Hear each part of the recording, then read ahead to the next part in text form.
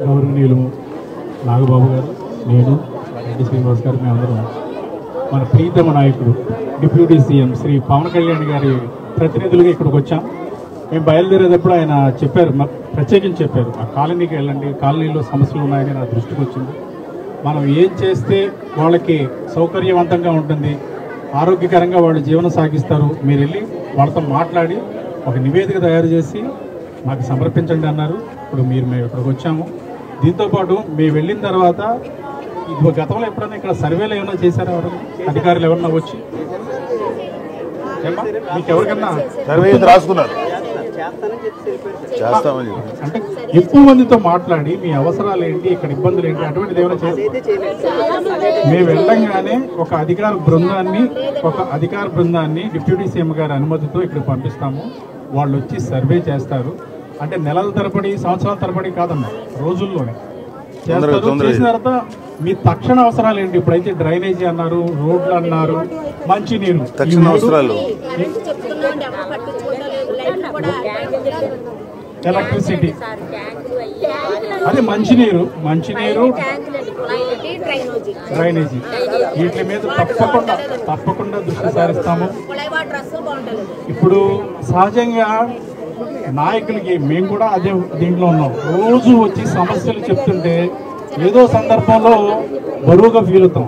కానీ పవన్ కళ్యాణ్ గారు సమస్యలు చెప్తుంటే చాలా యాక్టివ్గా పరిష్కారం చేద్దాం ఏంటి అనే దాంట్లో ఉంటారు. ఆయన దృష్టికి ఏ సమస్య వచ్చినా రోజుల్లోనే పరిష్కారం అవుద్ది. మీ కాలనీకి తప్పకుండా మీరందరూ సంతోషపడే విధంగా ఇక్కడ సౌకర్యాలు ఏర్పాటు చేస్తాము. ఆయన తరఫున మీకు ఆ హామీ మా బృందం ఇస్తున్నాము. మళ్ళా అధికారులు వచ్చిన తర్వాత ఇంకొకసారి మీ కాలనీని మేము విజిట్ చేస్తాము. తక్షణం ఇక్కడ సమస్యల పరిష్కారం అయ్యే విధంగా మా సాయశక్తులు కృషి చేస్తాం. అందరికీ నమస్కారం అమ్మా. ముఖ్యంగా లేడీస్ ఇక్కడ పార్టిసిపేట్ చేయడానికి అసలు సమస్యలు మీరే ఫేస్ చేస్తుంటారు. మీరు ఒక గుర్తుపెట్టుకోవాల్సింది ఏంటంటే, ఇక్కడ మీకు ఎమ్మెల్యేగా ఉన్నది పవన్ కళ్యాణ్ గారు, ఆయన మినిస్టర్, డిప్యూటీ సీఎం గారు, ఆయన కింద ఇప్పుడు ఏదైతే ఉన్నాయో ఇవన్నీ ఆయన దీంట్లో కూడా వస్తాయి. సో వేరే చోట్ల ఎవరెవరి ప్రాబ్లమ్స్ అన్నీ కూడా నిలబడి ఆయన పరిష్కరిస్తున్నప్పుడు మీ సమస్య ఆయన దృష్టికి ఖచ్చితంగా వచ్చి ఉంటుంది. సో దాన్ని ఎలాగో పరిష్కరించాలని చెప్పి ఆలోచిస్తాం. మీకు తొందరగా మీ సమస్యలనండి, ఎస్పెషల్లీ మాకు అర్థమైంది ఏంటంటే, మీరు చెప్పింది అనమాట డ్రైనేజీ, తర్వాత డ్రింకింగ్ వాటర్, ఈ రెండు ఫస్ట్ అవసరాలు. రోడ్డు ఓకే, అలాగే అవసరం లేదమ్మా, మీరంతా బాధపడక్కర్లా. ఎందుకంటే ఇది మీ హక్కు. ఇప్పుడు మీరు మీ హక్కు ఇది, మీరు అదే అర్థమైందమ్మా, మీ హక్కు ఇది చేయటమేమో ఇక్కడ ప్రజాప్రతినిధులుగా మా బాధ్యత. అంటే ఎస్పెషల్ పవన్ కళ్యాణ్ గారు, అలాగే డిపార్ట్మెంట్ వాళ్ళు ఇక్కడే ఉన్నారు.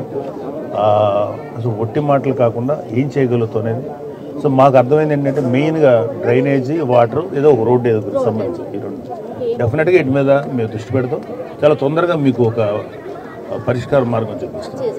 డెఫినెట్గా మీరేం దాని మీద వరి అవ్వలేదు. చాలామంది ఆంధ్రప్రదేశ్లో ఎంతోమంది సమస్యల విషయంలో ఆయన స్పందించి చాలా వేగంగా పరిష్కరించే వ్యక్తి. తన నియోజకవర్గంలో మీరు ఇలా ఉన్నారంటే అది ఇమ్మీడియట్గా ఆయన యాక్షన్ తీసుకుంటారు. మీరేం వరి అవ్వలేదు, మీరందరూ రిలాక్స్గా ఉన్నారమ్మా. థ్యాంక్స్ అమ్మా.